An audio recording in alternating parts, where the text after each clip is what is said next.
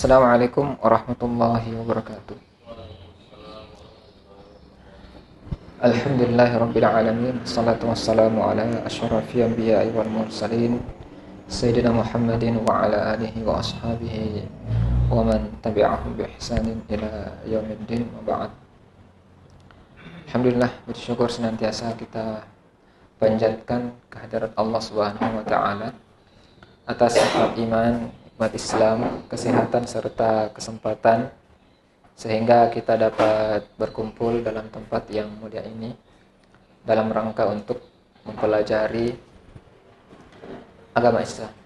Salawat dan salam senantiasa kita kirimkan kepada junjungan kita Nabi besar Sayyidina Muhammad sallallahu alaihi wasallam beserta para sahabatnya, para keluarganya, para tabi'in, tabi'ut tabi'in dan orang-orang yang senantiasa tetap istiqamah di atas sunnah-sunnah beliau hingga hari kiamat. Baik, kita lanjutkan ya pembahasan kita. Baik, silakan Ustaz dibaca. Laqad akhad mis'alatu qada'i wa qadari dauran hamma'an fil مذاهب الإسلامية وكان أهل السنة فيها بأي يتلخص في أن الإنسان له كسب اختياري في أفعاله فهو يحسب على هذه الكسب اختياري وللمعتزلة رأي يتلخص في أن الإنسان هو الذي يخلق أفعاله بنفسه فهو يحاسب عليها أنه هو الذي أوجدها وللجبرية فيها رأي يتلخص في أن الله تعالى هو الذي يخلق عبدا ويخلق أفعاله ولذلك كان عبد مخبرا على فاعله وليس مخيرا وهو كريشة في فراء تحركها إياه حياة تشاء.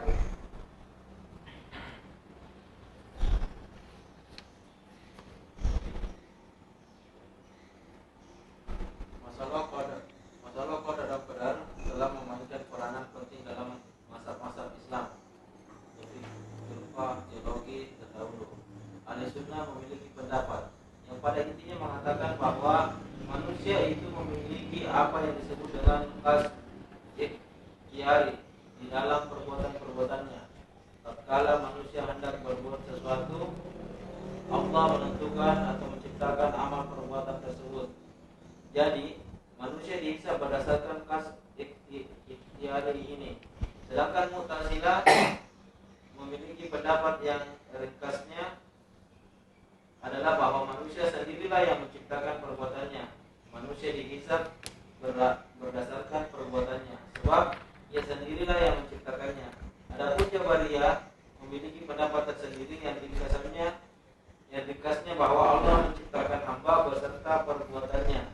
Ia dipaksa melakukan perbuatannya dan tidak bebas memilih. Ibaratnya seperti burung yang diterbangkan angin kemana saja. Ya, baik. Masalah qada dan qadar telah memainkan peranan penting dalam mazhab-mazhab Islam atau firqah teologi terdahulu.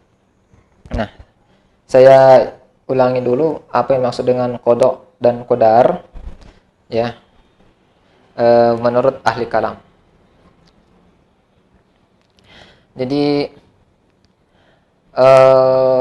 kita harus bedakan antara istilah qada serta istilah qadar serta istilah qada wa qadar.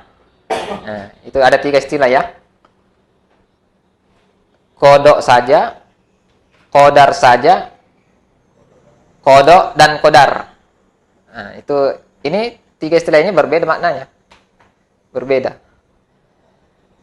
Istilah qada itu dia bermakna mustarak. Dia kata mustarak. Kata mustarak itu adalah kata yang memiliki banyak makna. Jadi ada satu kata, maknanya banyak, namanya mustarak.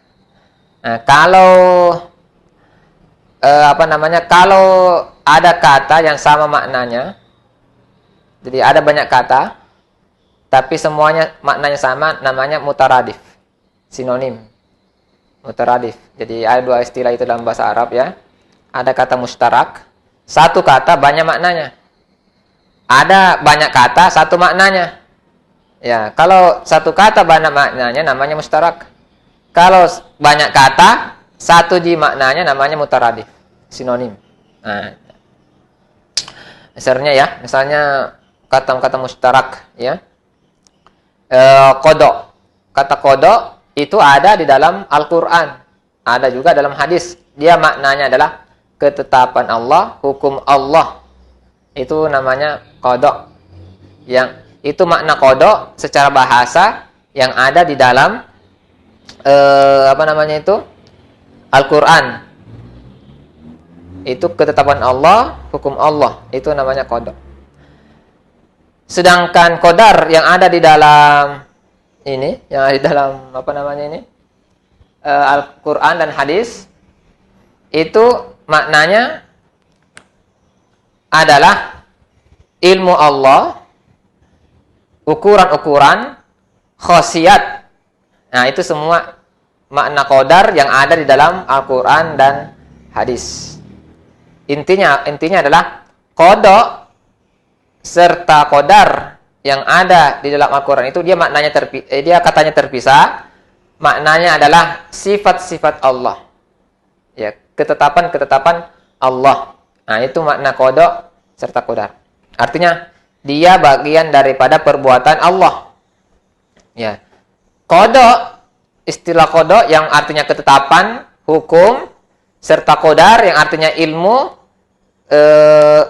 ukuran serta khasiat.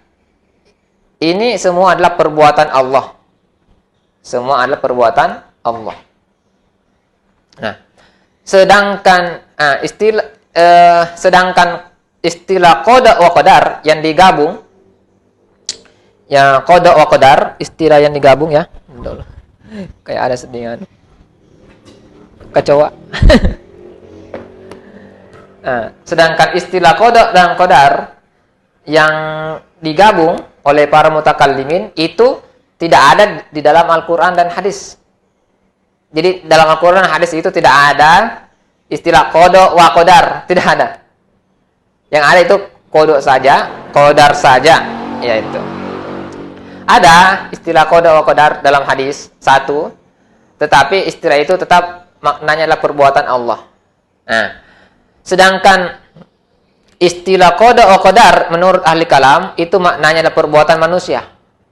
Ya, perbuatan manusia, bukan perbuatan Allah, perbuatan manusia. Apa yang dibahas dalam qada wa qadar menurut ahli kalam, yaitu ketika manusia berbuat, siapa yang berbuat? Ketika manusia tertimpa sesuatu, siapa yang menetapkan seperti itu? Ya kan? Ketika air ini kita minum terasa hambar, itu airnya terasa hambar, itu siapa yang tetapkan seperti itu? Ketika air ini saya campur dengan gula sehingga air campur gula ini menyatu, kemudian saya minum terasa manis, yang tetapkan air ini menjadi manis siapa? Manusia atau bukan dia, atau Tuhan? Nah, itu maksudnya, itulah pembahasan qada wa qadar ya, tentang perbuatan manusia. Nah, sehingga kalau kita ingin cari jawaban ketika kita berjalan, siapa yang tetapkan kita bisa berjalan? Ketika kita terlahir punya mata, siapa yang tetapkan seperti itu? ketika kita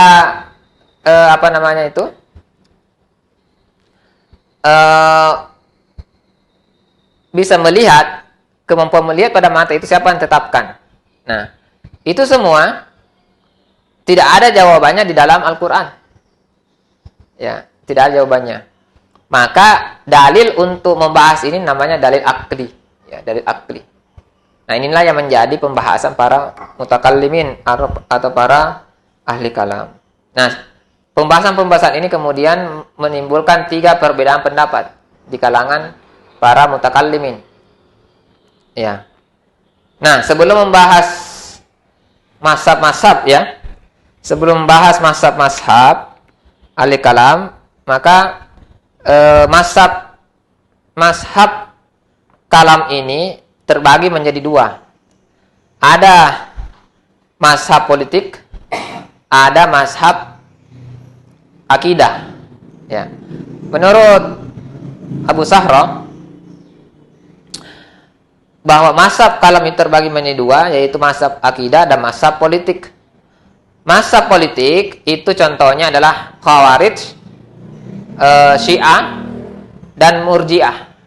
Itu mazhab politik. Kenapa disebut mazhab politik? Karena walaupun mereka membahas akidah, tapi pembahasan akidah mereka itu tidak dominan.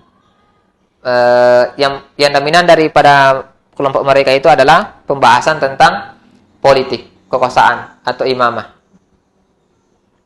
Sehingga mazhab itu mazhab politik, bukan mazhab akidah. Kemudian yang kedua ada namanya mazhab akidah. Mazhab akidah ini terbagi menjadi 3, yaitu Mu'tazilah, Jabariyah, dan Ahlus Sunnah. Mu'tazilah, Jabariyah, dan Ahlus Sunnah. Nah, itu pembagian mazhab dalam Islam ya. Ada 3. Ada 2 ya. Politik dan akidah. Mazhab ahli kalam ya, mazhab ahli kalam. Nah, adapun pembahasan tentang Khawarij, Syiah, dan Murji'ah itu pembahasan lain ya. Dan masuk dalam pembahasan ini. Nah, yang kita bahas itu mazhab akidah, yaitu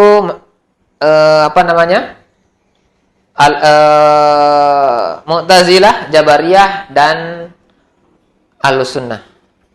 Ya.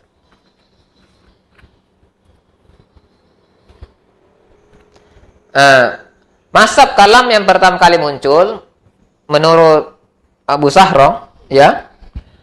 Jadi menurut para peneliti, mazhab ahli kalam yang pertama kali muncul itu adalah mazhab Mu'tazilah. Ya, Mu'tazilah. Nah, Mu'tazilah secara bahasa adalah terisolir, ya, terkucilkan atau terasingkan, ya itu. Terusir. Itu secara bahasa Mu'tazilah.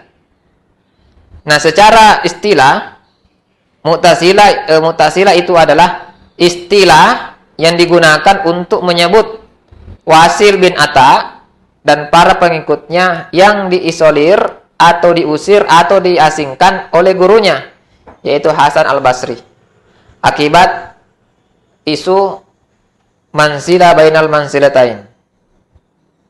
Nah, itu dimaksud dengan Mu'tazilah. Mu'tazilah adalah sebutan untuk Wasil bin Atta beserta para pengikutnya yang diusir oleh Hasan al-Basri karena pendapat manzilah bainal manzilatain. Itu Mu'tazilah. Ya. Nah, Mu'tazilah ini disebut juga dengan Qadariyah karena pendapat mereka yang mengatakan la qadar, tidak ada qadar. Atau isu tentang al-qadar, tentang ilmu Allah, tentang keadilan Allah. Nah, itu ya. Jadi Mu'tazilah ini disebut juga Qadariyah, ya, Qadariyah. Nah, menurut Al-Baghdadi, Mu'tazilah ini terbagi menjadi 22 aliran. Jadi Mu'tazilah pun ada satu mazhab itu ya. Ada 22 alirannya. Ada lagi 22 cabang-cabangnya lagi. Yang masing-masing cabang ini berbeda-beda lagi pendapatnya. Ya. Yang pertama itu disebut dengan Wasiliyah, yang kedua Amrawiyah, yang ketiga Huzailiyah, 4 Nazamiyah, 5 Aswariyah, 6 Ma'amariyah, 7 Iskafiyah, 8 Ja'fariyah, 9 Bishariyah, 10 Murdariyah, 11 Hisyamiyah, 12 Sumamiyah, 13 Jahisiyah, 14 Khabitiyah, 15 Himariyah, 16 Khayatiyah, 17 Murusiyah, 18 Syamiyah, 19 Ka'biyah, 20 Jubbaiyah, 21 Basyamiyah, dan 22 Salihiyah. Nah, dua di antaranya itu adalah kelompok yang ekstrim, yaitu Khatibiyah dan Himariyah. Ya, adapun yang lain itu, yang 20 itu adalah Qadariyah murni. Maksudnya, kalau kita ingin menghukumi kelompok-kelompok Mu'tazilah ini, maka kita harus lihat satu persatu alirannya. Ya, satu persatu alirannya. Karena ada memang aliran-alirannya yang ekstrim. Nah, itu tergantung alirannya apa. Inti pandangan mereka adalah usul al-khamsah. Ya, ada namanya 5 dasar. 5 ajaran dasar, usul al-khamsah, 5 ada. Jadi pembahasan akidah mereka itu tertera dalam 5 dasar. 5 dasar nih. Kayak Pancasila. 5 dasar. Jadi pembahasan akidah mereka itu yang pokok itu ada 5 ya. Ada 5. Yang pertama tentang tauhid. Yang kedua tentang al-adil atau keadilan. Yang ketiga tentang al-wa'd wal wa'id, janji dan ancaman. Yang keempat tentang al-manzilah bainal manzilatain, kedudukan di antara 2 kedudukan. Nanti dibahas tambah pusing. Dan al-amr bi al-ma'ruf wal nahi al-munkar, atau amar ma'ruf nahi munkar. Itu 5 pembahasan dasar mereka yang mereka masukkan dalam pembahasan akidah, ya. Itu inti ajaran mereka, itu ada pada 5 itu. Adapun tokoh-tokohnya dan antara lain adalah tokohnya ya, yaitu Ghailan ad-Dimashqi dan Wasil bin Ata. Ya, Ghailan al-Dimashqi itu terkenal dengan pandangannya tentang al-qadar, yang mengatakan la qadar. Tidak ada takdir. Nah, sedangkan Wasil bin Ata terkenal dengan pandangannya tentang al-manzilah bainal manzilatain, kedudukan di antara 2 kedudukan. Ini terkait dengan perbuatan manusia dan perbuatan hamba. Nah, itu sebenarnya itu ada di antara perbuatan manusia, ada di antaranya itu. Nah, itu ya, itu.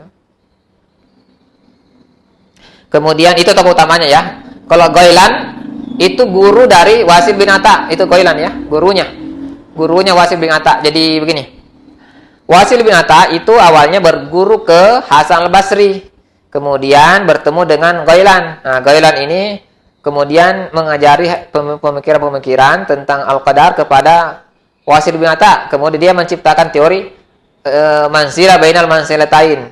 Kemudian Wasil bin Ata mengemukakan pendapatnya di hadapan gurunya Hasan al-Basri. Karena tidak setuju dengan pendapat itu, Hasan al-Basri marah dan mengusir dia keluar dari pengajiannya. Ya, itu. Kemudian tokoh lainnya bernama Abu Huzail al-Allaf. Kemudian dia punya murid yang namanya Bashar bin al-Mu'tamir.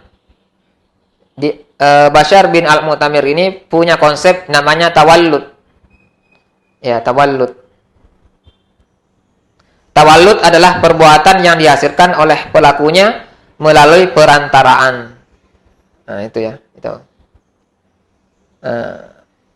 Ya, tokoh yang lain seperti Abu Ali Al-Jubba'i, Al-Khayyat, kemudian Abdul Jabbar, kemudian Abu Hashim Al-Jubba'i dan Ali Al-Jubba'i. Nah, itu tokoh-tokoh Mu'tazilah ya. Mu'tazilah ini pernah menjadi mazhab negara. Pernah menjadi mazhab negara sehingga yang tidak bermazhab Mu'tazilah itu semua dihukum.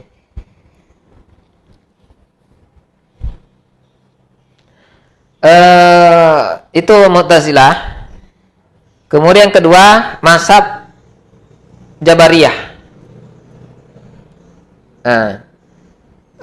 Jabariyah itu secara bahasa berasal dari kata al-jabr yang berarti paksaan. Al-jabr ini lawan kata dari al-qadar, kemampuan, ya.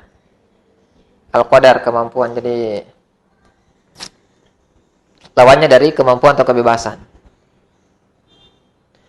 Secara istilah, Jabariyah adalah menyandarkan perbuatan manusia kepada Allah Subhanahu wa taala. Manusia itu seperti bulu yang diterbangkan oleh angin. Tidak ada sedikit pun andil manusia dalam perbuatannya. Semuanya ditetapkan oleh Allah Subhanahu wa taala. Manusia seperti bulu yang diterbangkan oleh angin.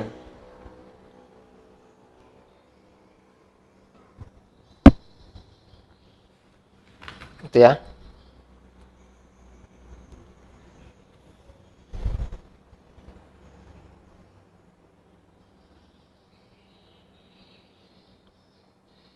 Nah, Jabariyah ini terbagi menjadi dua.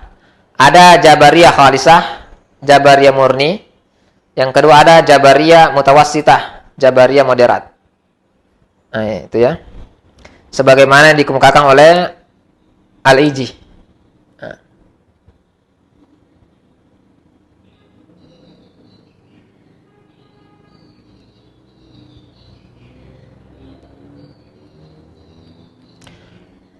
Dan Imam Asy'arastani juga menyebut seperti itu, yaitu Jabari terbagi dua, ada yang murni, ada yang moderat.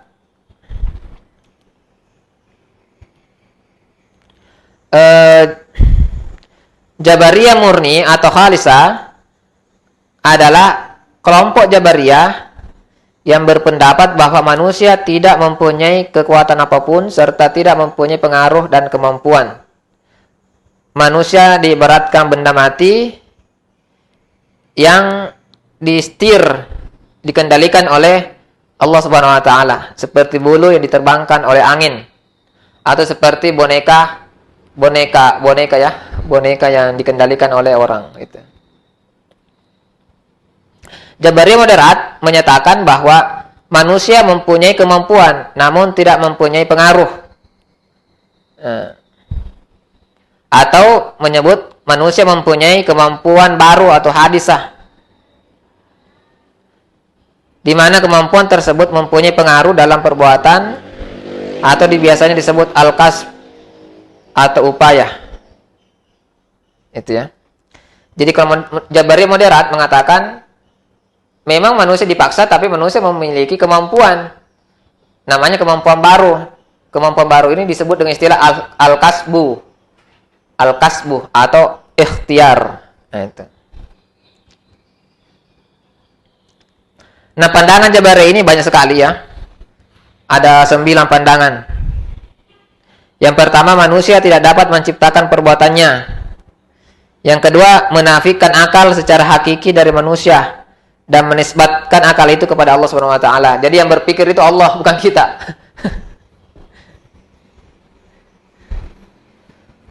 Yang ketiga, pahala dan dosa semuanya merupakan paksaan dari Allah tanpa disertai sembarang alternatif yang diberikan kepada manusia. Jadi, pahala dan siksa itu ya pemberian Allah. Manusia tidak memiliki andil dalam menentukannya. Dipaksa. Yang keempat, masuk surga dan neraka juga merupakan paksaan. Manusia tidak dapat berbuat apa-apa. Yang kelima, tugas dan tanggung jawab syar'i merupakan tanggung jawab yang dipaksakan oleh Allah Subhanahu wa taala kepada manusia. Nah, itu. Yang keenam, Allah Subhanahu wa taala tidak dapat dideskripsikan atau digambarkan dengan sifat-sifat ciptaannya. Itu ya. Artinya menafikan tasbih. Jadi dia tidak mempercayai namanya penyerupaan. Ya, itu. Artinya Allah tidak boleh diserupakan dengan makhluknya. Nah, itu. Karena itu Allah dinyatakan tidak mempunyai sifat hidup dan mengetahui. Ya itu. Karena sifat tersebut merupakan sifat makhluknya. Hanya saja Allah diakui mempunyai sifat berkuasa, kemudian berbuat dan mencipta.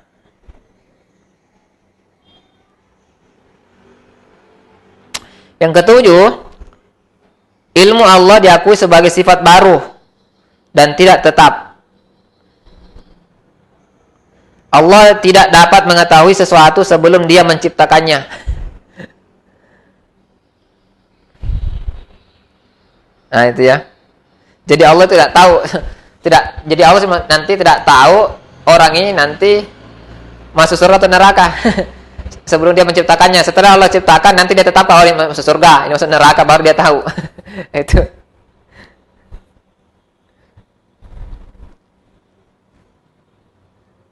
Yang kedelapan, aktivitas penghuni surga dan neraka menurutnya adalah terbatas. Surga dan neraka akan hancur setelah penghuninya memasuki keduanya. Karena meyakini bahwa Tuhan adalah Zat yang Maha Pertama dan Terakhir. Jadi dia meyakini bahwa akhirat ini nanti akan berakhir. Itu. Nanti jadi akhirat itu seperti dunia, ada akhirnya. Surga pun nanti akan hancur seperti bumi ini. Neraka pun akan hancur seperti bumi. Jadi nanti setelah orang itu masuk dalam surga dan menikmati surga, dan setelah orang masuk neraka dan menikmati neraka, kedua ini akan hilang. Yang ada cuma Allah, karena Allah itu yang awal dan yang akhir. Gitu. Itu yang mereka yakini.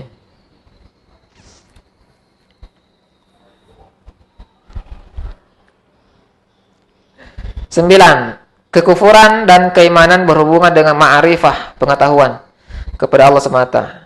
Iman tidak dapat dibagi menjadi pembenaran kalbu, pernyataan lisan, dan tindakan fisik. Sehingga siapa saja yang lisannya menyatakan saya kafir tidak bisa dituduh kafir, gitu.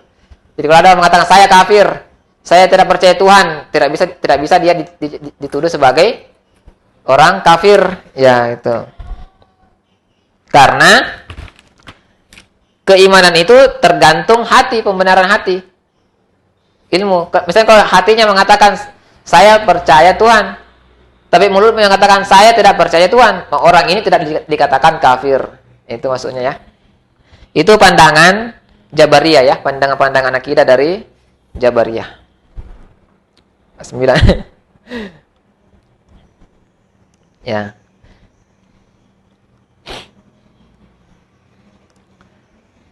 Tokoh-tokoh Jabariyah itu diantaranya itu ya. Tapi tokoh yang pertama kali mendirikan mazhab Jabariyah itu tidak diketahui siapa. Jadi peneliti tidak menemukan siapa sebenarnya yang menggagas pandangan Jabariyah ini. Iya, tidak ada. Tidak tahu siapa sebenarnya yang gagas. Tiba-tiba pandangan ini muncul. Nah, tetapi ada tokoh-tokoh yang dikenal ya. Dikenal seperti Al-Ja'ad bin Dirham, Guru Marwan bin Muhammad. Tokoh yang berpandangan bahwa Al-Quran adalah makhluk. Ya.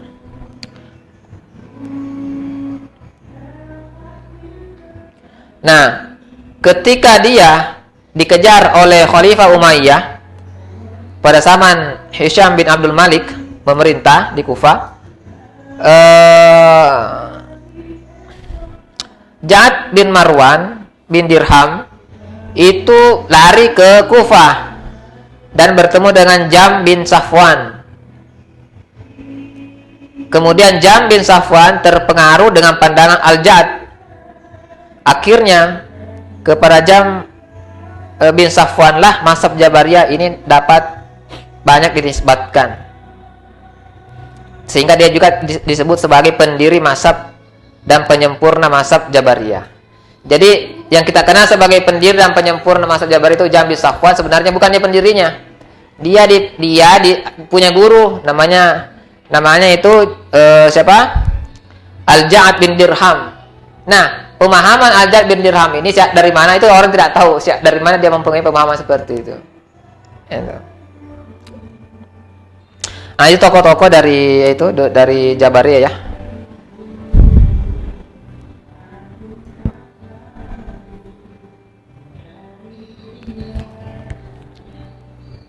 Kemudian mazhab yang ketiga, mazhab dan tokoh Al-Sunnah wal Jamaah. Jadi Mu'tazilah datang mengungkapkan pendapat akidahnya. Kemudian datang lagi Jabariyah membantah Mu'tazilah, ya kan? Kemudian setelah itu datanglah Ahlussunnah membantah Mu'tazilah dan Jabariyah. itu. Itu.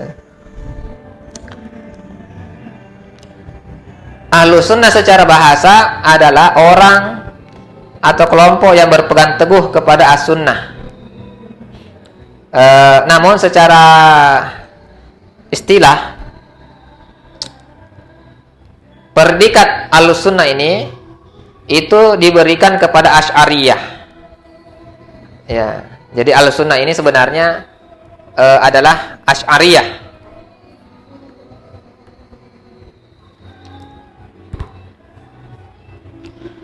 Karena Imam Abu Hasan Asy'ari dinobatkan sebagai Imam Ahlussunnah. Jadi klaim.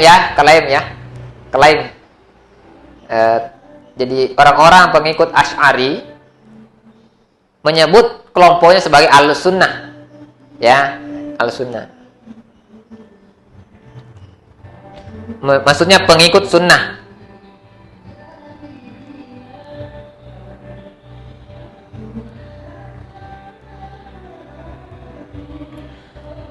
Namun ada sebagian ulama yang mengatakan Ahlussunnah itu bukan aliran tersendiri, tapi Ahlussunnah itu merupakan bagian dari Jabariyah, disebut dengan Jabariyah mutawassitah, Jabariyah moderat, seperti pendapat Imam Al-Iji.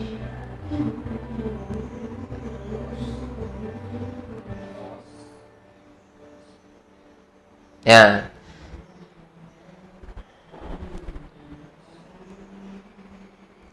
Nah, Ahlussunnah ini ada 3, ya. Ahlussunnah ini ada 3. Ada 3 aliran ya. Ahlussunnah memiliki 3 aliran. Yang pertama aliran Asy'ariyah. Kemudian yang kedua aliran Maturidiyah. Yang ketiga aliran Tahawiyah. Nah, masing-masing aliran ini dinisbatkan kepada pendirinya, ya, ya. Ketiga orang ini, yaitu Imam Abu Hasan Asy'ari, kemudian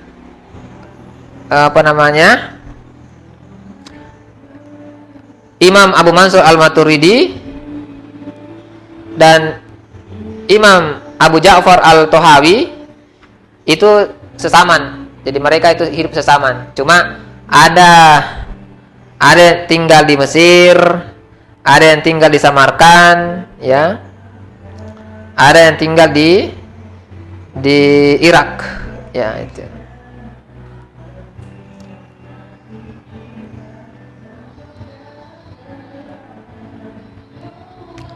Nah, secara umum pandangan Asy'ari dapat disimpulkan bahwa tidak ada seorang pun yang mampu melakukan sesuatu sebelum melakukannya, atau mampu keluar dari ilmu Allah, atau melakukan sesuatu di mana Allah Maha tahu bahwa dia tidak akan melakukannya. Nah, itu. Jadi meyakini bahwa Allah Maha mengetahui semua perbuatan manusia. Ya. Allah lah satu-satunya pencipta, Khalik, dan seluruh keburukan manusia adalah ciptaannya. Begitu juga seluruh perbuatan manusia diciptakan oleh Allah Subhanahu wa taala, di mana manusia tidak mampu menciptakannya sama sekali. Nah, ada sebuah teori yang dicetuskan oleh Asy'ari, ya, disebut dengan teori al-kasbu atau upaya manusia atau ikhtiar. Nah, teori al-kasbu ini itu ada dua penjelasannya, ya. Ada al-kasbul ikhtiyari, kasbul ikhtiyari namanya. Upaya manusia. Itu dapat dijelaskan menjadi dua hal, ya. Yang pertama, ketika secara mutlak lafaz al-khaliq pencipta dan al-mukhtarih atau kreator diberikan kepada zat yang menciptakan sesuatu berdasarkan kekuasaannya, sedangkan al-qudrah kemampuan dan al-maqdur yang diberi kemampuan mengikuti kekuasaan Allah Subhanahu wa taala, maka dia disebut sebagai pencipta dan kreator. Al-maqdur bukan dibentuk oleh kekuasaan manusia sekalipun dia mempunyainya, sehingga dia tidak disebut pencipta atau kreator, sehingga wajib dicari istilah lain yang akhirnya ditemukanlah istilah kasb. Nah, dengan kata lain, al-khaliq dan al-mukhtari itu adalah perbuatan Allah, ya kan? Perbuatan Allah. Allah Subhanahu wa taala menciptakan perbuatan manusia sehingga manusia bisa berbuat atau bisa melakukan perbuatan. Ya. Karena perbuatan manusia itu bersifat tidak mutlak, atau perbuatan manusia ini ada karena diciptakan oleh Allah, maka perbuatan manusia ini tidak bisa disebut sebagai mukhtari atau perbuatan mutlak, tidak bisa. Perbuatan manusia ini harus dicarikan istilah lain untuk menyebutnya. Karena perbuatan manusia itu kan baru. Karena diciptakan oleh Allah kan. Perbuatan Allah kan asali, ya kan? Sedangkan perbuatan manusia itu kan tidak asali. Ya, tidak ada karena diciptakan kan. Maka tidak bisa disebut perbuatan manusia disebut sebagai mukhtari. Perbuatan lama tidak bisa. Tapi harus disebut sebagai kasbu, al-kasbu. Ya. Perbuatan manusia itu disebut al-kasbu. Maksudnya Allah Subhanahu wa taala menciptakan perbuatan manusia. Ketika manusia melakukan perbuatan disebut kasbu. Ya, al-kasbu, itu ya.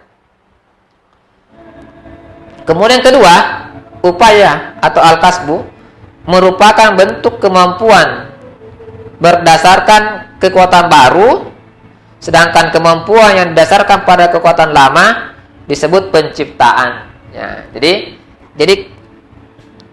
penciptaan atau khalik itu untuk Allah, sedangkan upaya atau al-kasbu itu untuk manusia. Ya, itu ya. Jika manusia kan begini kan begini.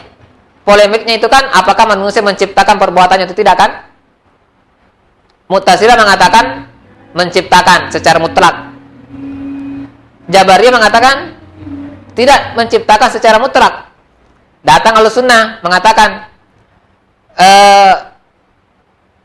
Allah Maha Pencipta yang menciptakan perbuatan manusia. Tapi perbuatan manusia ini tidak bersifat mutlak. Memang manusia bisa melakukan perbuatan berdasarkan keinginannya, ya kan? Tetapi ketika manusia melakukan perbuatan secara keinginannya yang disebut al-kasbu, Allah juga yang ciptakan itu, ya. Jadi makanya Imam Al-Iji mengatakan Ahlussunnah ini Jabariyah moderat, ya kan? Karena sama persis dengan pandangannya Jabariyah kan? Cuma ada embel-embel al-kasbu ikhtiari, ya kan? Tapi pada intinya Allah juga menciptakan perbuatan manusia. Lalu bertanya, nanti menimbulkan polemik nanti sini. Ketika Allah yang menciptakan perbuatan manusia, di mana letak pahala dan siksa? Nah, itu. Ya kan? Apakah ketika Allah menciptakan perbuatan manusia itu Allah artinya memaksa manusia melakukan perbuatannya, ya kan? Itu. Melakukan perbuatannya. Jabariyah mengatakan Allah memaksa manusia melakukan perbuatannya karena dia keyakinannya perbuatan manusia diciptakan kan? Jabariyah juga begitu. Cuma Jabariyah begini, manusia diberikan kemampuan untuk melakukan perbuatan, tapi ujung-ujungnya Allah juga yang tentukan. Contoh,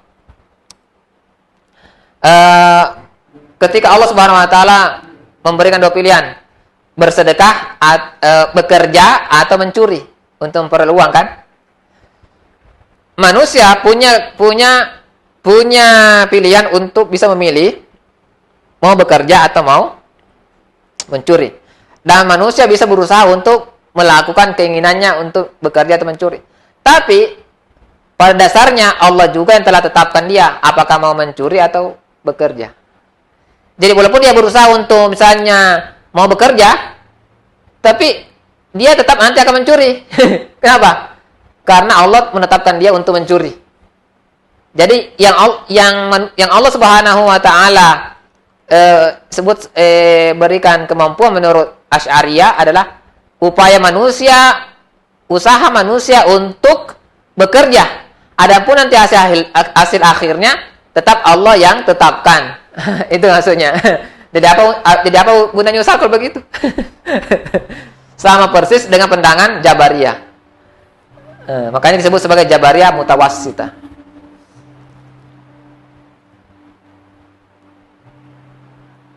Nah, tokoh-tokohnya ya.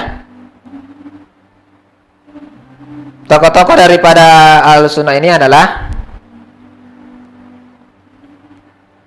Abu Hasan Al-Asy'ari, sekaligus pendiri Asy'ariyah, Abu Abdullah bin Mujahid dan Abu Al-Hasan Al-Bahili, guru Abu Bakar Al-Bagillani dan Al-Bagillani sendiri. Itu ya.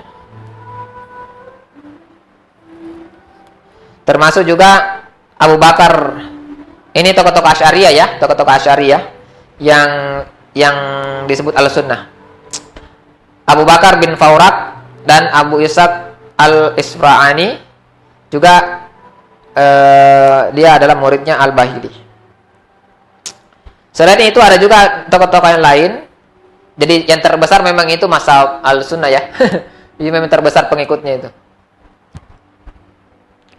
Itu tokoh-tokoh lain seperti Abu Muhammad Al-Juwaini, kemudian Abu Al-Ma'ali Al-Juwaini, serta Abu Al-Ma'ali Al-Juwaini yang terkenal dengan sebutan Imam Al-Haramain ya. Jadi Imam Al-Haramain itu namanya Abu Ma'ali Al-Juwaini.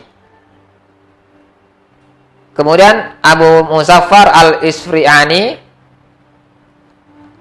dan Imam Al-Ghazali. Nah, Imam Al-Ghazali. Nah, Imam Al-Ghazali ini adalah murid dari Imam Al-Haramain. Nah, jadi itu muridnya. Jadi Imam Al-Haramain punya murid namanya Imam Al-Ghazali. Dan berikutnya adalah Fakhruddin Ar-Razi. Nah, Fakhruddin Ar-Razi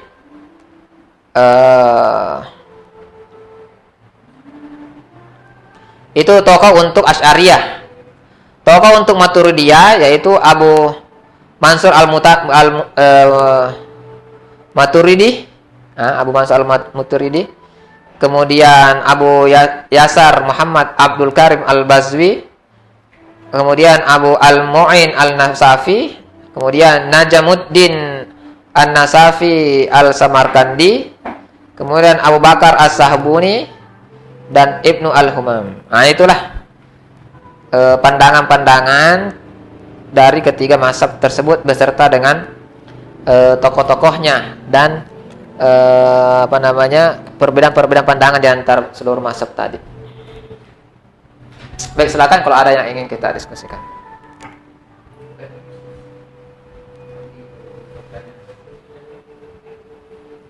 Ya, dilanjutkan.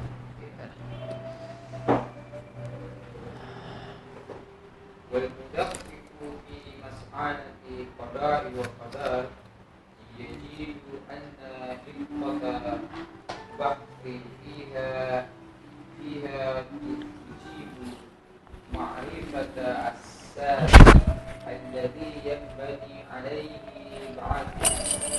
وهذا الذات ليس هو فعل عبدي من قوله هو الذي يخلق عن الله تعالى، وليس هو عالم الله تعالى من قوله يعلم أن العبد يفعل كذا ويحيط علمه به، وليس هو إرادة الله تعالى من أن إرادتها تعلقت بفاعل العبد، فهو لا بد مواجد بهذه الإرادة، وليس هو كون هذا الفاعل لعبده مكتوبا في اللوح المحفوظ فلا بد من أن يقوم به وفق ما هو مكتوب.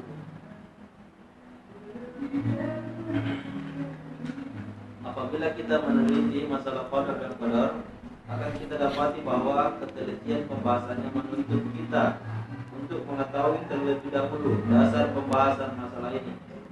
Ternyata inti masalahnya bukan menyangkut perbuatan manusia, dilihat dari apakah ciptaan Allah atau oleh dirinya sendiri. Juga tidak menyangkut ilmu Allah, dilihat dari kenyataan bahwa Allah Subhanahu wa taala mengetahui apa yang akan dilakukan oleh hambanya, dan ilmu Allah itu meliputi segala perbuatan hamba, tidak terkait pula dengan irada Allah, sementara irada Allah dianggap berhubungan dengan perbuatan hamba, sehingga suatu perbuatan harus terjadi karena adanya irada tadi. Tidak juga berhubungan dengan status perbuatan hamba yang sudah tertulis dalam lauh mahfuz. Yang tidak boleh, ia harus melakukannya sesuai dengan apa yang tertulis di dalamnya.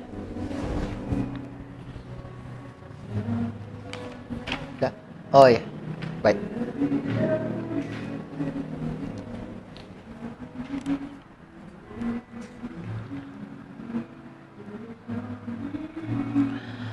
Apabila kita meneliti masalah qada dan qadar, akan kita dapati bahwa ketelitian pembahasannya menuntut kita untuk mengetahui terlebih dahulu dasar pembahasan masalah ini. Nah, jadi kita harus melihat dulu untuk membahas qada wa qadar yang bermakna perbuatan manusia dan apa yang menimpa manusia serta khasiat yang ada pada benda. Karena itulah sebenarnya makna daripada qada wa qadar menurut ahli kalam. Dan ini yang kita bahas sebenarnya. Maka kita harus lihat dulu apa dasar pembahasannya sebenarnya. Ya, kita harus lihat apa dasar pembahasannya. Ternyata inti masalahnya, ya, akar masalah daripada qada wa qadar ini. Jadi kan qada wa qadar ini kan masalah kan? Masalah akidah. Nah, apa sebenarnya akar masalahnya yang menyebabkan terjadi kekacauan akidah ini dalam membahas masalah qada wa qadar? Nah, ternyata inti masalahnya atau akar masalahnya itu bukan menyangkut perbuatan manusia dilihat dari apakah diciptakan Allah atau diciptakan oleh dirinya sendiri. Nah, jadi pembahasan qada wa qadar tidak boleh dijadikan sebagai tidak boleh menjadikan dasar penciptaan sebagai dasar pembahasan qada wa qadar. Ya, tidak ada hubungannya dengan apakah perbuatan manusia itu diciptakan oleh Allah atau diciptakan oleh dirinya sendiri. Ya. Kenapa? Kenapa bukan itu yang harus dijadikan sebagai dasar permasalahan? Karena kan Mu'tazilah mengatakan perbuatan manusia itu diciptakan oleh manusia, ya kan? Jabariyah dan Ahlussunnah mengatakan perbuatan manusia itu diciptakan oleh Allah. Nah, ini nanti polemiknya kalau begitu jawabannya, maka itu nanti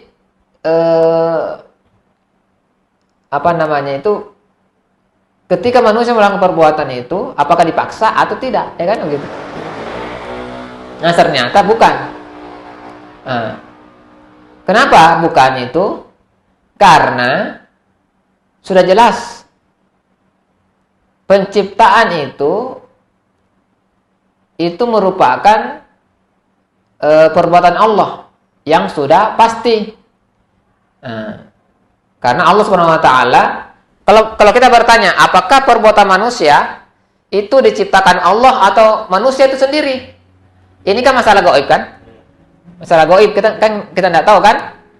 Maka kita butuh informasi. Ya kan? Informasi. Nah, informasinya itu sudah ada. Sudah ada di dalam Al-Qur'an. Apa dalilnya? Dalilnya itu surah As-Saffat ayat 96. Itu wallahu khalaqakum wa ma ta'malun. Ini dalilnya. Dan Allah yang menciptakan kamu dan apa yang kamu perbuat itu. Jadi kalau kita bertanya, perbuatan manusia siapa yang ciptakan? Allah atau manusia? Maka jawabannya Allah. Karena ada dalam Al-Qur'an. Clear masalah ini. Makanya bukan ini yang menjadi akar masalah. Nah. Kemudian berikutnya, tidak menyangkut ilmu Allah. Dilihat dari kenyataan bahwa Allah Subhanahu wa taala mengetahui apa yang akan dilakukan oleh hambanya, dan ilmu Allah itu meliputi segala perbuatan hamba. Jadi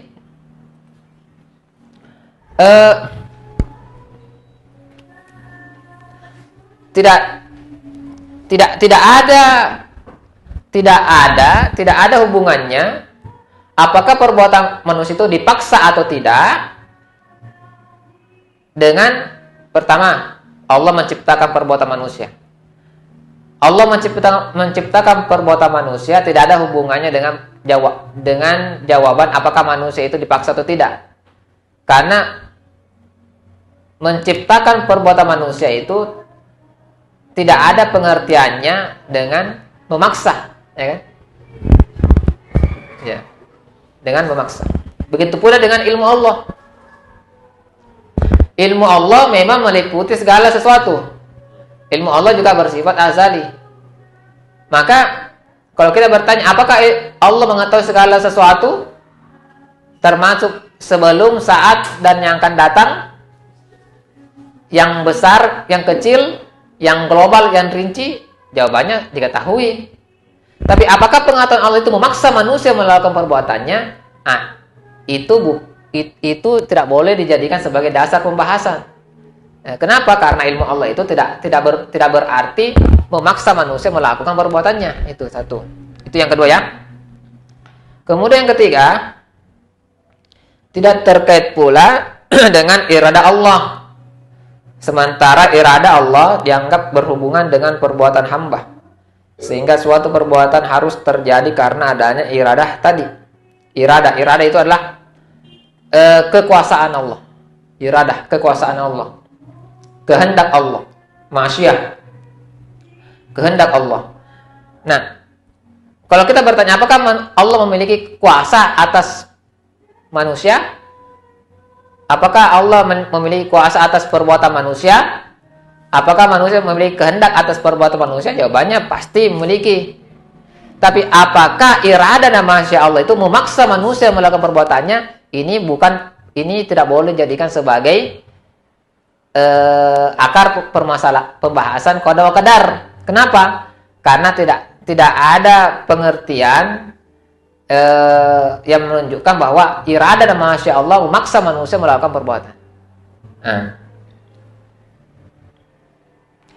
Tidak juga berhubungan dengan status perbuatan manusia yang sudah tertulis dalam Lauh Mahfuz, yang tidak boleh tidak ia harus melakukannya sesuai dengan apa yang tertulis di dalamnya. Kalau kita bertanya, apakah semua kejadian itu sudah tertulis di Lauh Mahfuz? Jawabannya sudah tertulis. Sudah tertulis karena Lauh Mahfuz itu adalah catatan ilmu Allah, ya kan?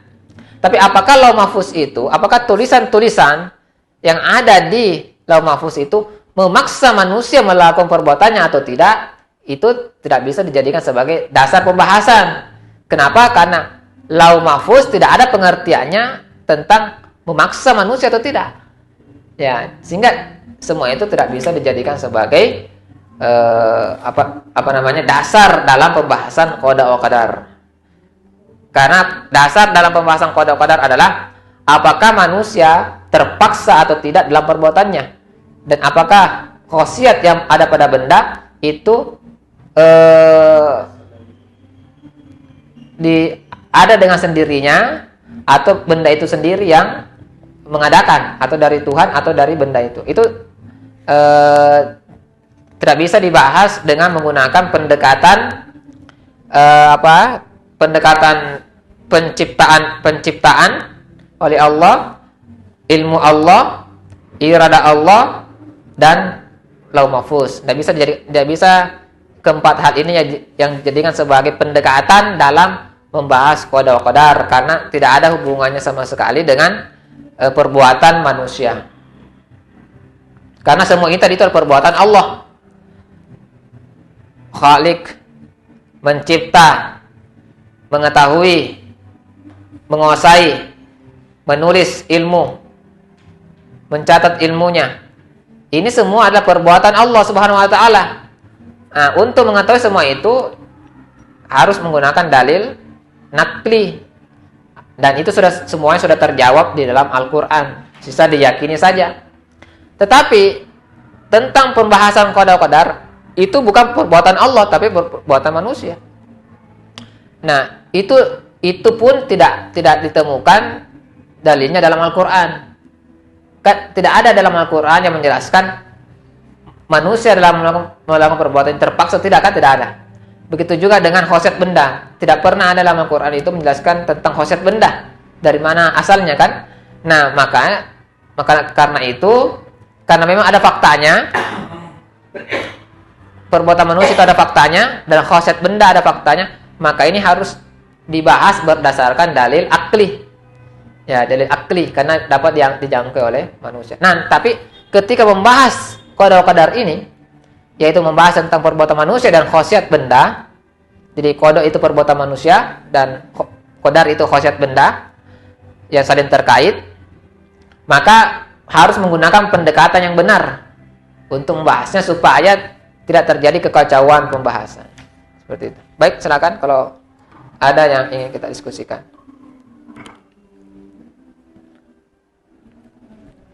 Berarti Ustaz, mereka berpikiran tentang menghubungkan antara pemaksaan kehendak Allah terhadap manusia itu, dia ambil dasarnya itu dari mana sampai dia berpikir dia bisa mengkoneksikan bahwa apakah itu ada paksaan dari Allah terhadap perbuatannya. Maksud saya, apa dasarnya sehingga dia berpikir bisa sampai ke sana begitu? Ada apa yang mendasari mereka berpikiran bahwa ternyata hubungan perbuatan manusia itu sebenarnya dipaksa oleh Allah dengan beberapa aliran kita yang mengatakan bahwa perbuatan manusia itu dipaksa. Apa yang menantang mereka ini mutazila kan? Apa ya dari yang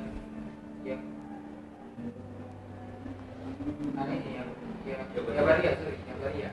Jadi misalnya apa yang menyebabkan dia bisa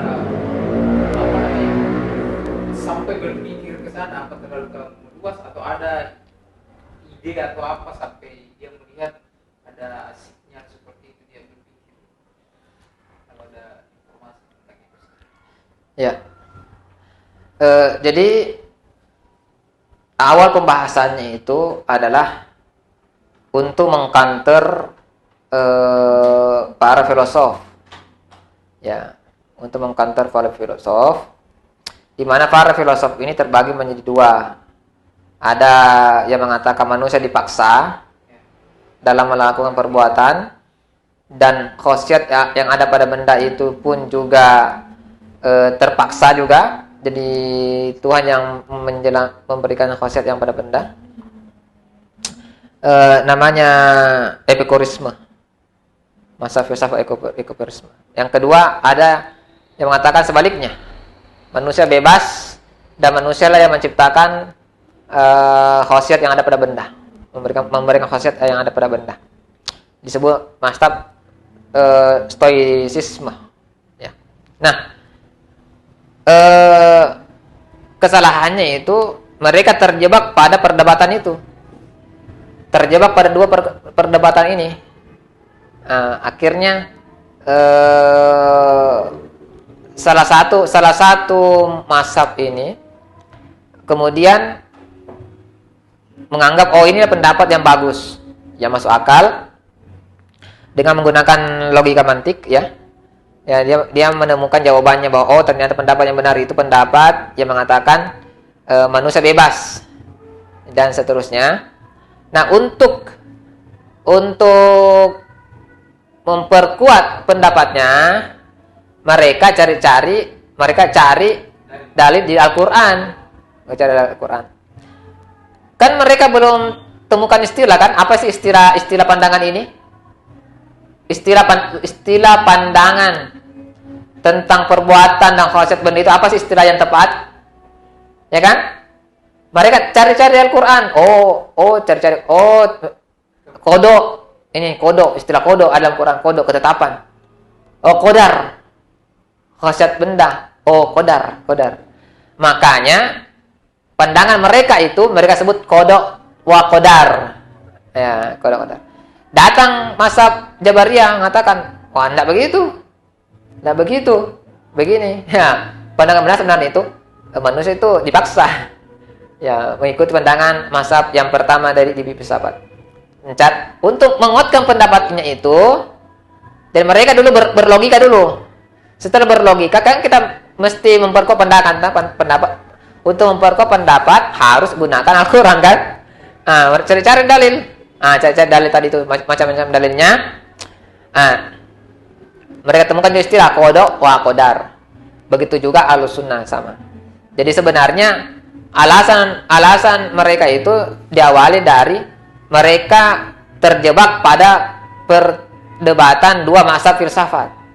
Mereka tidak ada pandangan lain selain itu. Dan tidak ada pandangan lain. Jadi mereka tidak berpikir di luar box. Mereka tuh tahunya itu dua hal ini. Tidak ada pandangan lain, dua hal ini saja, terjebak pada situ. Nah, sehingga masing-masing pandangan itu menguatkan pendapat yang Al-Qur'an. Akhirnya mereka mengatakan manusia itu dipaksa. Kenapa? Karena Allah yang ciptakan perbuatan manusia. Allah yang ciptakan perbuatan manusia artinya apa? Manusia dipaksa. Kan Allah ciptakan. Gitu kan? Secara logika kan kalau diciptakan berarti dipaksa kan? Nah, coba. Untuk membantah nih Allah menciptakan perbuatan, data Mu'tazilah tidak, Allah tidak menciptakan perbuatan. Ya. Allah tidak menciptakan perbuatan. Karena kalau pendapat kita Allah menciptakan perbuatan, maka harus diterima Allah memaksa perbuatan manusia kan? Maka Mu'tazilah mengatakan tidak. Allah tidak menciptakan perbuatan hamba. Ketika manusia ingin melakukan perbuatannya, baru Allah ciptakan. Iya, gitu. Berarti manusia bebas menurut Mu'tazilah. Jabariyah karena mengatakan manusia terpaksa, harus dia meyakini bahwa Allah menciptakan perbuatan manusia, di mana penciptaan itu memaksa manusia melakukan perbuatannya. Dalilnya apa tadi? Yang memaksa nanti manusia diciptakan perbuatannya. Wallahu khalaqakum wa ma ta'malun. Itu dalilnya. Sebenarnya cocok itu Allah menciptakan perbuatan. Cuma pemahamannya menciptakan itu artinya memaksa. Padahal bukan itu menciptakan belum tentu memaksa manusia perbuatan manusia. Kalau yang satunya tadi yang mengatakan bahwa nanti di belakang manusia diciptakan perbuatannya berarti bebas. Dia pakai dalil apa? Innallaha la yughayyiru ma biqaumin hatta yughayyiru ma bi anfusihim. Jadi Iya, tidak akan berubah ya. Jadi manusia bebas kan? Nah. Jadi itu yang menyebabkan mereka salah paham menjadikan 4 hal itu sebagai dasar pembahasan qada. Padahal bukan itu dasarnya. Bukan itu dasarnya. Bukan. Baik, seperti itu. Nanti apa dasarnya nanti paragraf berikutnya ada. Sama dengan riba ini Ustaz ya. Iya. Banyak yang membenarkan riba ini dengan mengambil dalil yang ada dalam Al-Qur'an. Betul, persis.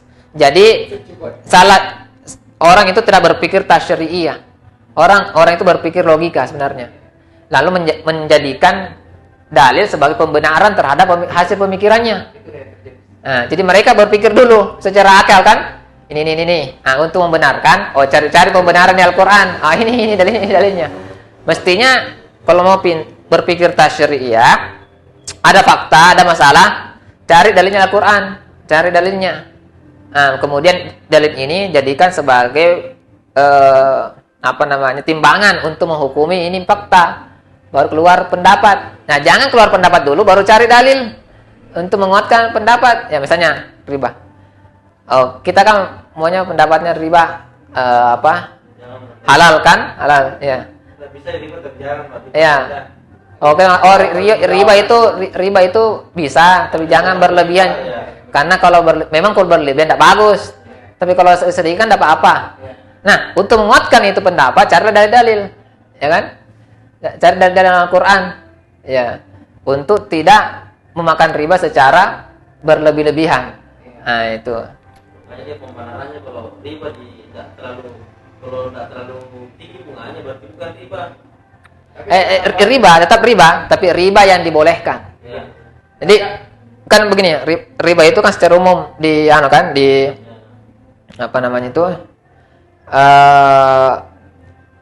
diharamkan kan? Kemudian ada ayat ada riba yang boleh. Boleh. Itu. Tidak berlebihan. Ada riba yang dibolehkan menggunakan mafhum mukhalafah. Yang dilarang itu riba yang banyak. Kan ayat Al-Qur'an itu mengatakan jangan ambil riba secara berlebih-lebihan kan? Ada tidak, tapi Al-Qur'an tidak mengatakan ambillah riba secara sedikit, tidak kan? Tidak begitu Al-Qur'an bahasanya. Jangan ambil riba secara berlipat ganda, ya kan? Nah, ayat ini bisa dipahami secara terbalik. Berarti kalau tidak berlipat ganda boleh, ya kan? Ada yang berparah, Ustaz. Boleh. Jadi, itu tadi. Berarti riba yang sedikit tidak apa-apa. Nah, masalahnya mereka itu berpandangan bukan cari ayat Al-Qur'an dulu baru, tapi mereka buat ada dulu pendapatnya. Ya, baru cari pembenaran di Al-Qur'an. Nah, ini sama persis gitu. La tuslimuna wa la tuslimun. Itu bisa seperti kamu tidak menzalimi dan kamu tidak dizalimi. Bisa mengambil riba. Itu lebih parah itu. Itu baru ditemukan kemarin di tulisannya anak muridnya siapa bahwa kalau kau tidak zalimi orang dan kamu tidak merasa terzalimi, tidak apa-apa makan riba. Padahal maksud ayat ini tidak seperti itu. Ini yang bisa dilakukan luar biasa di dalam berlogika. Jadi menggunakan logika dulu baru mengambil dalil. Iya. Ini yang terjadi sama ini bisa dibayangkan. Padahal maksudnya itu lalu sedihuna ya. Setelah kamu taubat dari itu yang betul-betul palakum ruhusakum amwalikum la tuslimuna wa la tuslimun. Artinya kalau kau sudah taubat, maka semua hartamu itu adalah halal dan kamu tidak menzalimi yang sudah kau ambil dan kamu juga tidak terzalimi. Nah, sementara dia menggunakan itu potongan ayat terakhir itu bahwa ketika kau ambil riba tidak kau zalimi orang, maka tidak apa-apa kau ambil ribanya. Iya. Itu karena dia berpikir logika kan? Ya, tidak tasyri'iyah. Ya. Baik, silakan lanjut. Na'am laisa as-sasul alladhi yubni alayhi ba'du wa hadhihi al-ashya'u mutlaqan annahu la alaqata laha fi mawdu'i min haythu thawabu wal iqabu bal alaqatuha man hadhu ijadu wal ilmu al-mahitu bi kulli syai'in wal iradatu allati tata'allaqu bi jami'il apa ini? Bi jami'il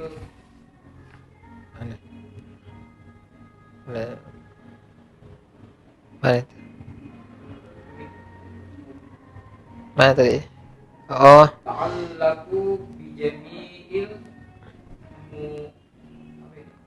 mumkanati. mumkanatu wahmu'ul lawhil mahfuz ala kulli syai'in wa hadhihi alaqatu muda'u akhru munfasilu an al-mudai ithabati ala af'ali wa aqabi alayhi ay halil insanu mulzamu ala al-qiyami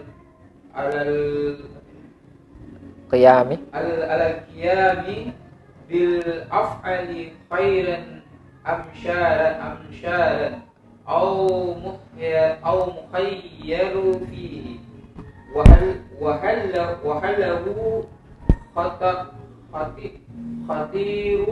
خطير قيام بالأفعال أو تركيه أو ليس له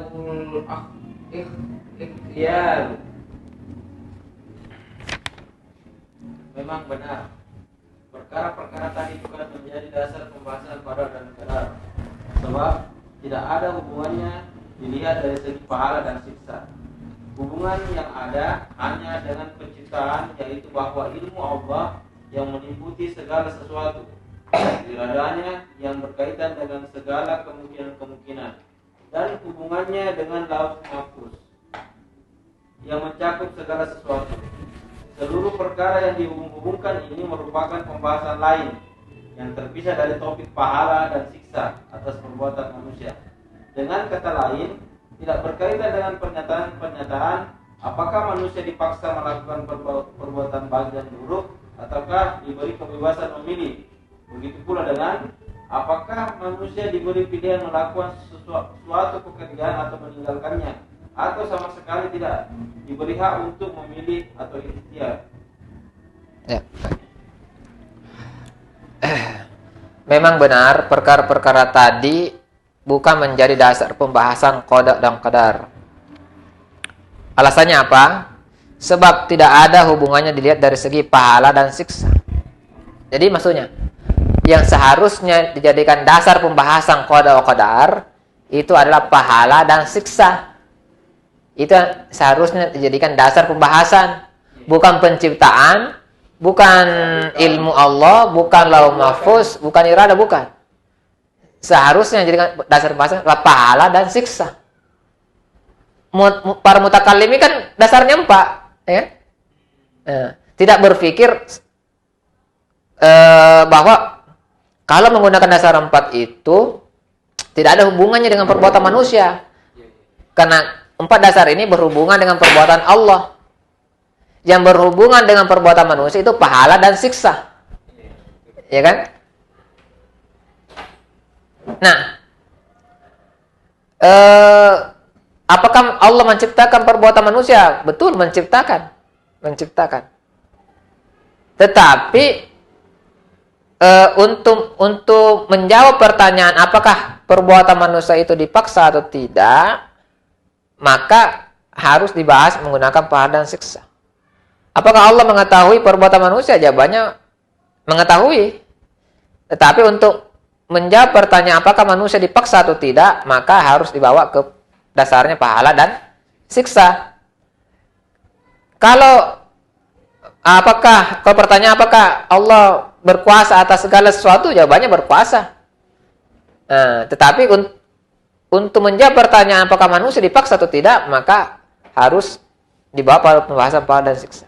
Begitu pula dengan pertanyaan apakah apakah Lauh Mahfuz itu mencatat segala peristiwa? Nah, itu jawabannya mencatat. Tapi apakah itu memaksa perbuatan manusia? Itu harus dibawa ke pembahasan pahala dan siksa. Jadi dasar pembahasan qada wa qadar yang merupakan perbuatan dan khasiat yang ada pada benda, itu untuk menemukan jawaban yang paling benar harus dasar pembahasannya adalah pahala dan siksa. Dari dasar itu kita bisa merumuskan konsep qada wa qadar yang benar, yang memurnikan akidah. Nah, hubungan yang ada hanya dengan penciptaan, yaitu bahwa ilmu Allah yang meliputi segala sesuatu, iradahnya yang berkaitan dengan segala kemungkinan, dan hubungan dengan Lauh Mahfuz mencakup segala sesuatu. Seluruh perkara yang dihubung-hubungkan ini merupakan pembahasan lain yang terpisah dari topik pahala dan siksa atas perbuatan manusia. Jadi kalau kita ingin membahas qada wa qadar, itu kita harus membahas topik pahala dan siksa atas perbuatan manusia. Itu yang harus kita jadikan dasarnya, supaya bisa kita lihat ini qada wa qadar secara jernih. Jangan yang pahala tadi, karena nanti itu kita bingung nanti. Bingung. Tidak kena maksudnya. Putar-putar sesuai dengan. Jadi apa kata perspektifnya bingung itu?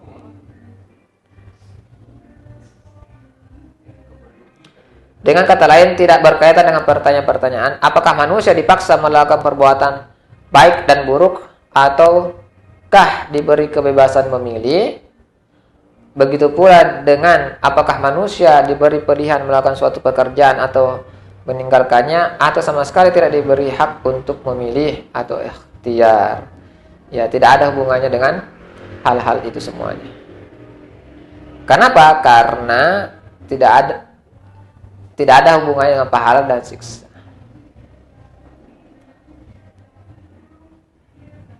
Nah, misalnya ya, kalau kita ingin jawab apakah manusia dipaksa melakukan perbuatan baik dan buruk, ataukah diberi kebebasan memilih, coba jadikan jawab pertanyaan ini dengan dasar yang 4 tadi.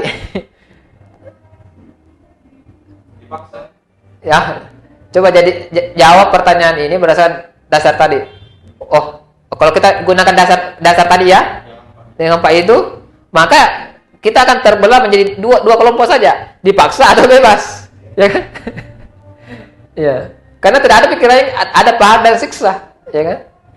Itu. Nah, baik. Silakan kalau ada pertanyaan.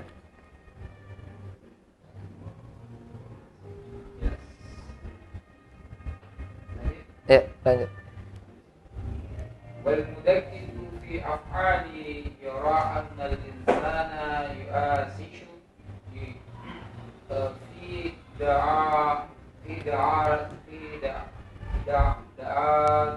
دعارتين إحداهما يستتر عليها وهي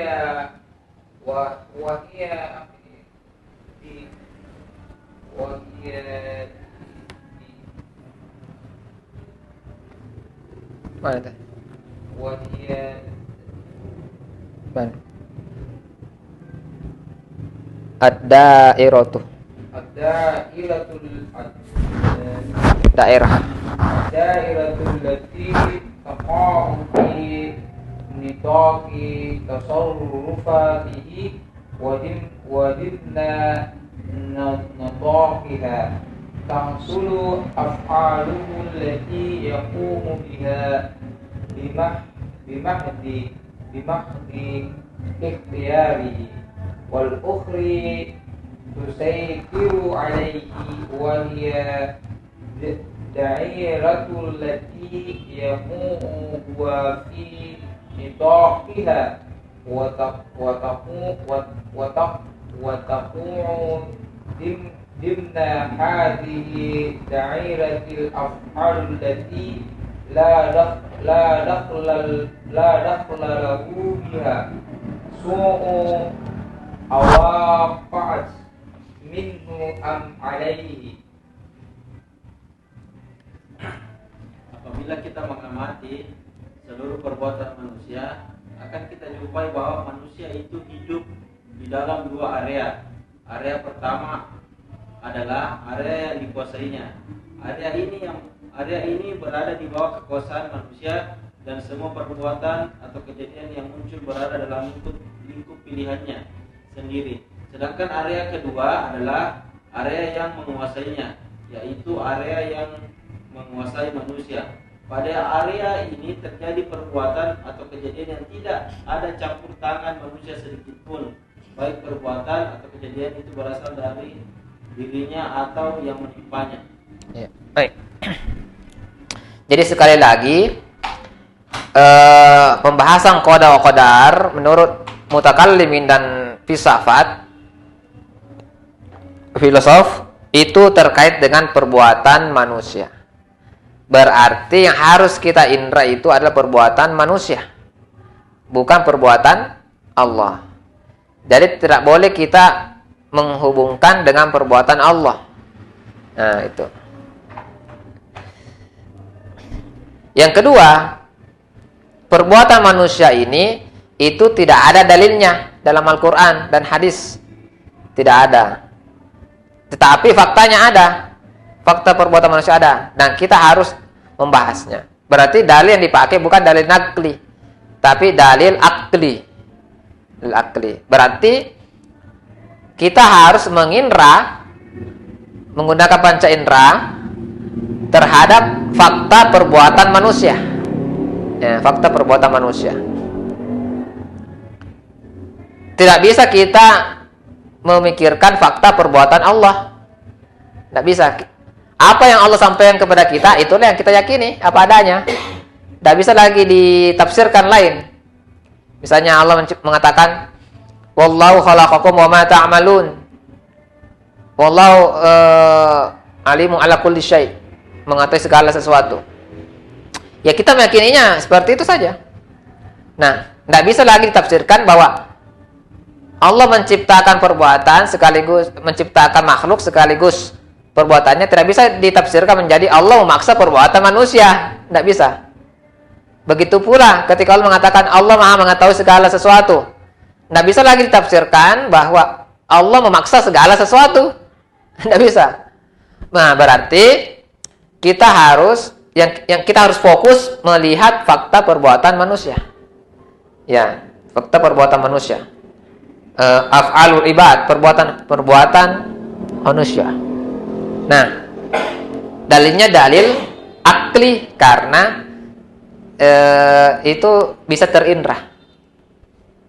Nah, kalau kita mengamati perbuatan manusia, jadi kan menurut filsafat perbuatan manusia itu cuma dua, dia terpaksa atau bebas, ya kan? Itu menurut filsafat kan. Nah, dan juga mutakallimin juga seperti itu, cuma dua saja, bebas atau terpaksa. Adapun Ahlussunnah sama saja dengan Dabari itu sebenarnya. Nah, disinilah sebenarnya kejelian daripada Syekh Taqiyuddin An-Nabhani.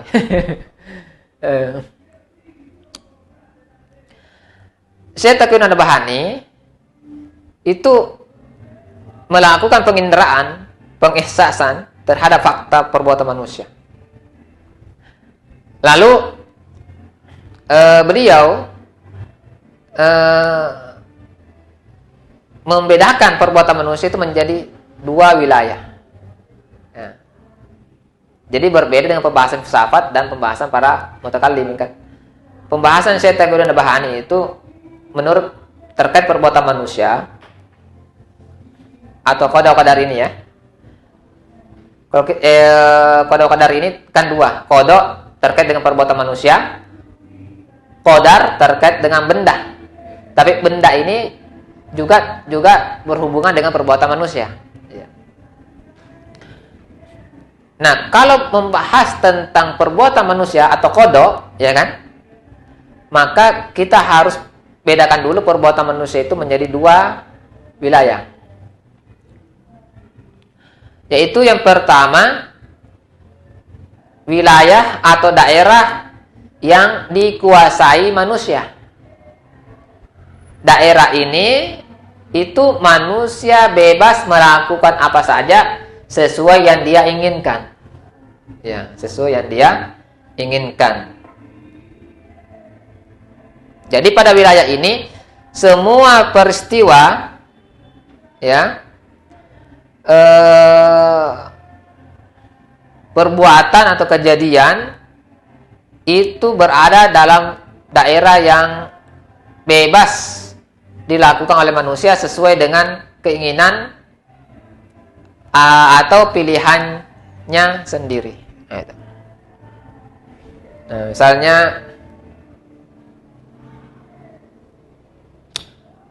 misalnya ya, contoh manusia kita mau minum. Nah, jadi saya jelaskan dulu apa yang dimaksud dengan daerah yang dikuasai manusia ya. Yaitu daerah yang ketika manusia ingin melakukan, dia lakukan. Bisa lakukan. Itu namanya dikuasai oleh manusia. Misalnya kita ingin minum, langsung minum. Bebas toh? Kita ingin menengok, bisa menengok. Kita ingin lompat, kita bisa lompat. Dikuasai artinya manusia bebas melakukan perbuatannya sesuai dengan keinginannya, sesuai dengan pilihannya. Itu namanya bebas.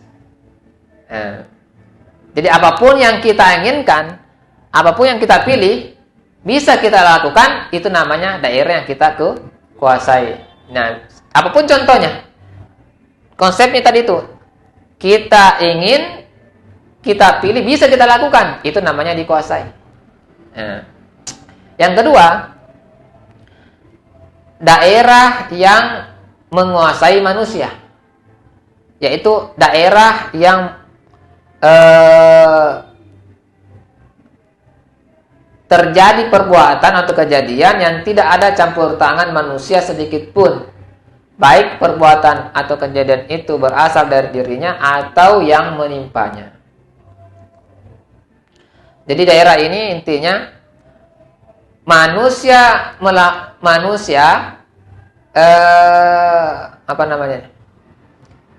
tidak memiliki andil apapun dalam daerah ini, baik perbuatan yang berasal dari dirinya maupun yang menimpanya. Misalnya apa? Contoh perbuatan yang berasal dari diri kita. Misalnya kita mau terbang. Kan tidak bisa terbang kan? Kita terlahir berjenis kelamin laki-laki, kan tidak bisa pilih, ya. Kita terlahir tidak punya sayap, kan tidak bisa. Itu namanya daerah yang menguasai kita, yang berasal dari kita. Dan yang menimpa, apa yang dimaksud dengan menimpa? Menimpa ini maksudnya bukan berasal dari diri kita. Kalau berasal dari diri kita itu tubuh kita sendiri kan. Kalau yang di luar diri kita tiba-tiba mengenai tubuh kita, itu namanya menimpa. Contoh, kita duduk tiba-tiba dijatuhi pohon kelapa. Nah, itu namanya menimpa kita. Kan kita tidak mau ditimpa kelapa atau tiba-tiba timpa, berarti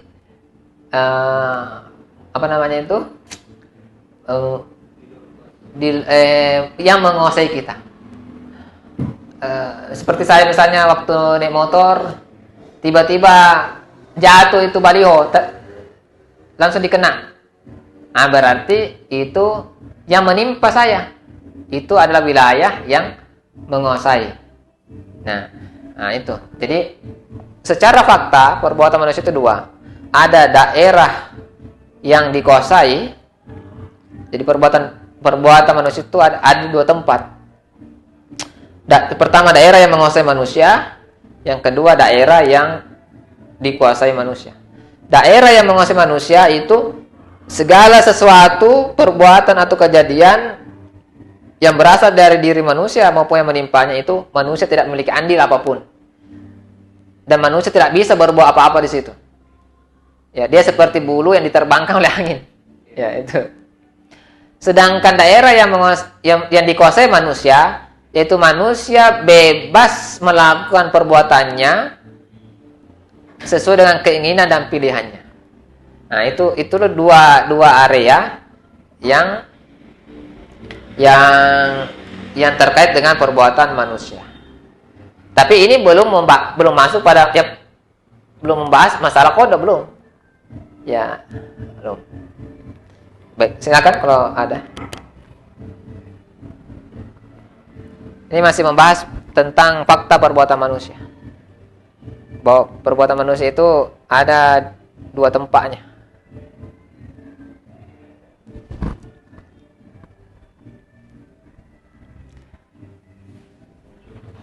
Tidak ada? Baik, kalau tidak ada kita cukupkan ya. Kita cukupkan dulu. Nah, tapi saya ulangi lagi bahwa dasar pembahasan daripada masalah ini itu adalah pahala dan siksa. Pahala dan siksa. Nah, sehingga nanti pada paragraf berikutnya kita akan menemukan jawaban yang memuaskan akal dan menenteramkan jiwa. Karena dasar pembahasannya tepat, pahala dan siksa. Itu. Baik, kita tutup dengan membaca doa kafaratul majlis. Subhanakallahumma bihamdika asyhadu an la ilaha illa anta astaghfiruka wa atubu ilaik. Assalamualaikum warahmatullahi wabarakatuh.